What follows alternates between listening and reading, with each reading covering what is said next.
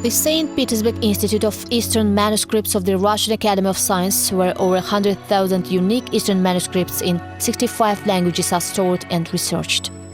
This is indeed a wholly unique legacy left by Eastern poets, thinkers, scholars and philosophers whose works have played a crucial role in the development of global civilization. Here visitors can examine a great number of foliols in the Persian, Arabic and Old Uzbek languages. In our first release, we showed you the earliest priceless manuscript of the 12th century that has survived to today, the Canon of Medicine by the great Avicenna, introduced you to ancient Khwarezmian writing and the archive of Tsar Devantich, the last ruler of the Sogdian state, showed off one of the last lists of surahs in the Quran and spoke about the history of Eastern studies in Russia and the scientists versed in the subject, thanks to whom these unique manuscripts found their way to St. Petersburg.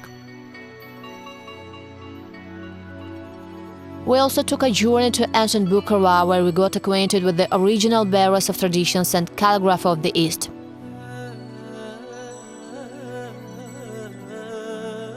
It is here in the St. Petersburg Institute of Eastern Manuscripts where the rarest manuscripts of the Bukhara collection are stored. It is impossible not to get at least a little excited at this repository of priceless manuscripts, and I'm no exception. These folios seem to have something inherent in them that makes a person tremble. The power of truth they contain or the intellectual power of their authors. I'm going to put on gloves now and show you an absolutely unique sample of Shahnameh by Ferdowsi. Abul Qasim Ferdowsi wrote his main literary work, the Persian Book of Kings, over a span of 35 years starting from the late 10th century. But this book was eventually rewritten in 1524 in Tabriz by calligrapher Muhammad al-Haravi. Note, in particular, the golden cover of this book. But it is also valuable because it contains 27 unique Tabriz miniatures from the early period.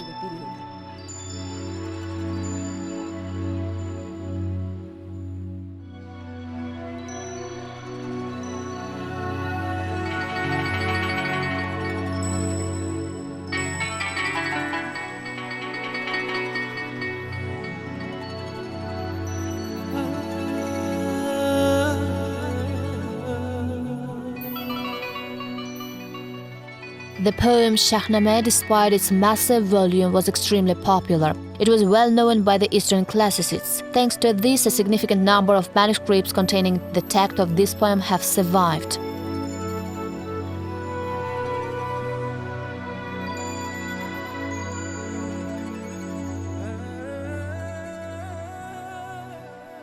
eng o'sha qimmati yuksak asarlarga yoki o'sha Firdavsiyning Shohnomasiga deylik. These exquisite miniatures to Ferdowsi's Shahnameh illustrate the plot of this work in a concise but colorful manner. Miniaturistlar desak, o'sha bular chiroyli qilib miniatyura chizgan. Bitta qo'lyozma mana shu holiga. Ancient manuscripts on the whole show the result of the hard work of many people. Each of these books has passed at least 7 stages throughout its creation. First of all, this included the manufacturing of paper. In early periods, this paper was of the highest quality and manufactured in China and Samarkand. And when speaking of manuscripts, one cannot be mentioned ancient paper. In Uzbekistan, there is also a place today where they have been able to restore the technology of how to make silk paper.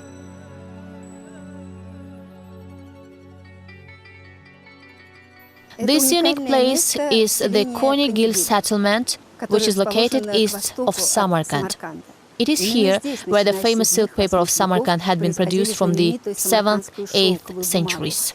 And it was here where, according to old residents, the Great Silk Road used to run and caravans used to transport this paper both to the east and the west. Perhaps even the great Amir Timur visited this place in his time. Indeed, during his lifetime, the manufacture of Samarkand paper rose to its highest level ever recorded. There is also proof that Zahir-ud-Din Muhammad Babur knew these places, which can be noted from his famous book Babur Nama. The best paper in the world is made in Samarkand. All the water for the paper mills is taken from Konigil. Konigil is located on the shores of the Siab. This spring is also called Obi Rahmat. It holds enough water for 7-8 mills. And today, we'll show you this ancient technology. In the late 19th of the last century, this technology was restored using ancient books by hereditary ceramist Zarif Mukhtarov and his son Sanjar. The key component here is the bark of the year-old mulberry branch. They are placed to soak in water for a day. Then the upper layer is peeled away by hand, boiled and flushed with clean water, after which it turns into a homogeneous mass with the help of a water mill. This process lasts for 10 hours. The next step is to mix the mass with water and put it into special rectangular molds. As soon as the water is drained, the sheet of paper is already ready. Out of 100 kilograms of mulberry branches, about 2 kilograms of paper can be produced. After being removed from the mold, the paper is put under press for a day and then dried and polished with the hard stones. The paper of this manuscript was manufactured 4 centuries ago. Just look how transparent it is.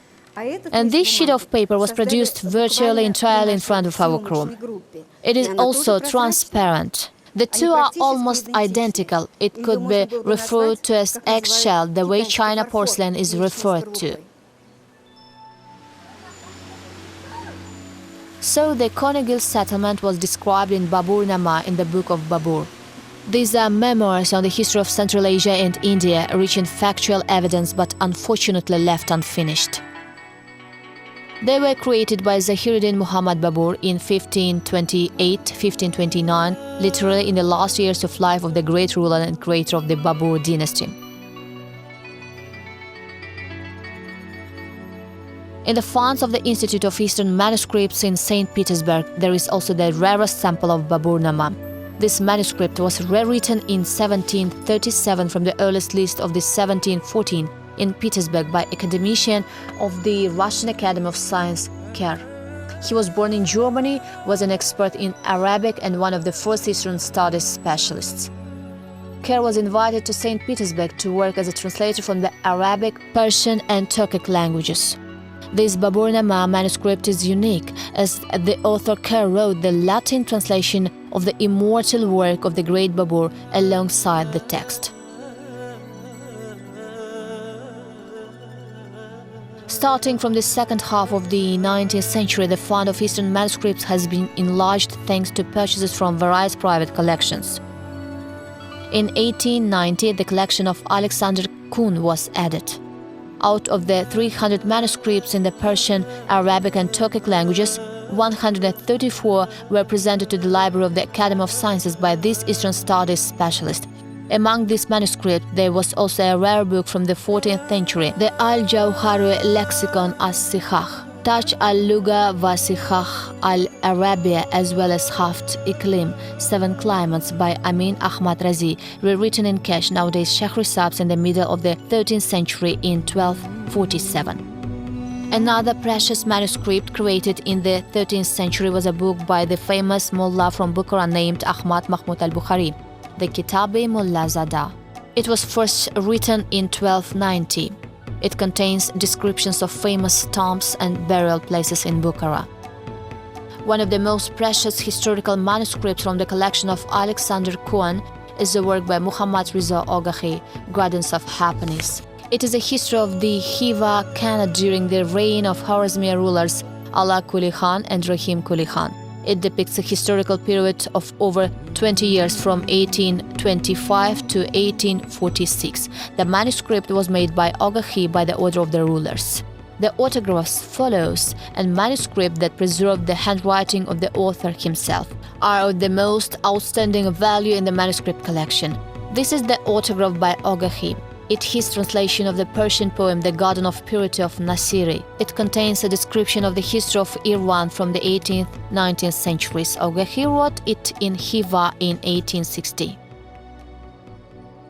In 1912, the Muslim fund of the St. Petersburg Institute of Eastern Manuscripts received a unique list of famous works by Eastern scholar Abu Rayhan Biruni entitled The Monuments of Early Generations. The manuscript was rewritten in 1220-1221, almost 200 years after the death of the scholar. It is unknown where it was stored for almost 8 centuries before it found its way to St. Petersburg. The Institute of Eastern Manuscripts is proud to possess the lifetime fellows of the great Alisher Navoei, poet and philosopher and state official of the Timurid epoch. The funds of the Institute include around 30 of his works. These include divans, collections of poems, dastans, poems and essays containing philosophical thoughts, as well as official documents. Tarikh-i Muluki Ajam, the history of Persian Tsars, was a living manuscript of the great poet, dated 1488. Among the official documents, there is also Lakfiya writing. This writing can be seen in a document recording the transfer of the land of Alisher Navoei to the ownership of the Madrasa Ikhlas in Herat. It was drawn in 1481. These manuscripts were subsequently rewritten a number of times by calligraphers in the following centuries. But the documents we've shown you here are original from the author's own lifetime. Each of them is unique. Each has its own history with its own dedicated calligrapher. This means a customer ordered it. And that is was distributed in some way, because in those times the work of calligraphers was equal to the work of modern-day publishers. The 14th, 15th centuries were a Renaissance era in the East. During those times, Alisher Navoei was alive and well, creating his masterpieces in Herat, where the famous Herat school of calligraphy and miniature was also founded. In subsequent years, many famous calligraphers and miniaturists moved from Herat to Bukhara. Afterwards, schools of calligraphy were created in Samarkand, Khwarezmiya and Kokand. Let's take the manuscript by Abdurrahman Jami, for example. He was actually not the only Sufi Naqshbandi sheikh in his day, but also a publisher. In the modern sense, he had his own publishing house, because he had a staff of calligraphers working for him. He himself copied a lot of works and lots of his autographs have remained. Abdurrahman Jami was among the most expressive and famous poets and writers of the 15th century. Many works from the Eastern Renaissance were devoted to his creative heritage. Some of these works were also created under the influence of his poetry. He was visited by writers and scholars from all over Maverenahar, India, Iran, Asia Minor and Arabia. Many of them were constantly in correspondence with him. There are 337 autographs by Abdurrahman Jami that have survived to this day. He was a brilliant scholar and theologian whom his own contemporaries referred to with the utmost respect as Mavlana. He wrote essays on astronomy and geometry, books of biographies on Sufi sheikhs and comments on the Holy Quran. He also wrote a range of prose works on theology, stylistics and methods for writing poetry.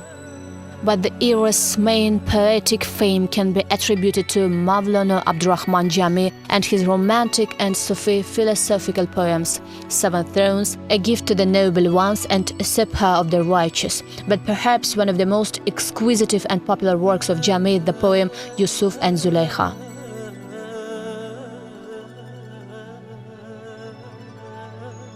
As you have probably noticed, those works were more often illustrated, which helped express the love and beauty of life. You know, there is this one hadith, Allah is beautiful and loves beauty. These words have always inspired artists. I would also like to show you one more masterpiece which proves the high level of the design of medieval books. This is a poetry divan by Hussein Baikara, the ruler of the Khorasan Sultanate from 1469 to 1506 and a friend of Alisher Navoei. Pay attention to the design of the book. The gilt-blocked binding, the pages generously decorated with gold and miniatures. Looking at these photo, one is compelled to think that medieval books possessed a certain unity of artistic design and content. This is a wonderful sample of the book art from Eastern Renaissance era. It was obviously created on the order of the ruler himself for a high-ranking official. Its design is evidence enough for this fact.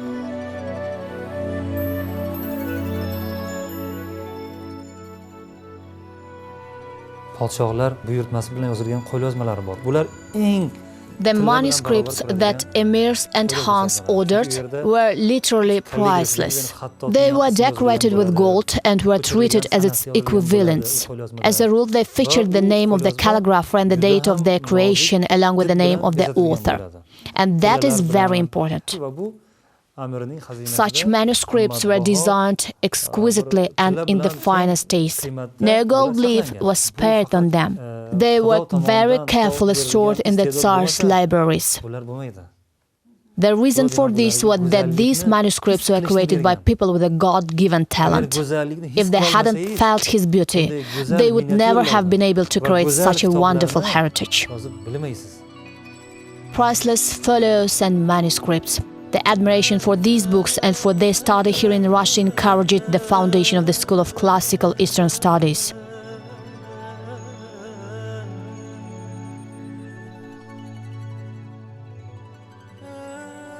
Mana ayrim qo'lyozmalar bor, o'sha mana Britaniya muzeyi deymiz yoki Wherever these rare books are stored, be it in the museums and libraries of Britain, St. Petersburg or even Germany, they are cherished as the apple of our eye as any great treasure would.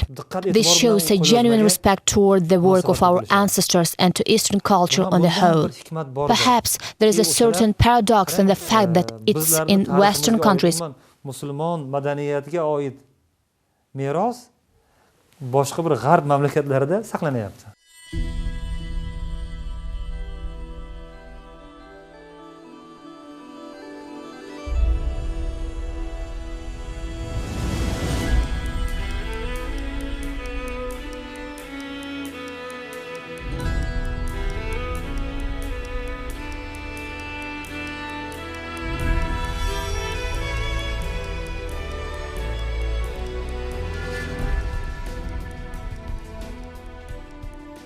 In Babur-Nama, in the book of the great Babur, there are lines saying that all things eventually come back to their origins, gold, silver and lead. And today, we've also tried to return the origins of these priceless manuscripts, their history, and to how they found their way to St. Petersburg, a city which has long been known as the Northern Palmyra. This has been a presentation of the treasures of Uzbekistan culture and museums of the world project. I have been your host, Shahnaza Ganieva. Thank you all for your attention.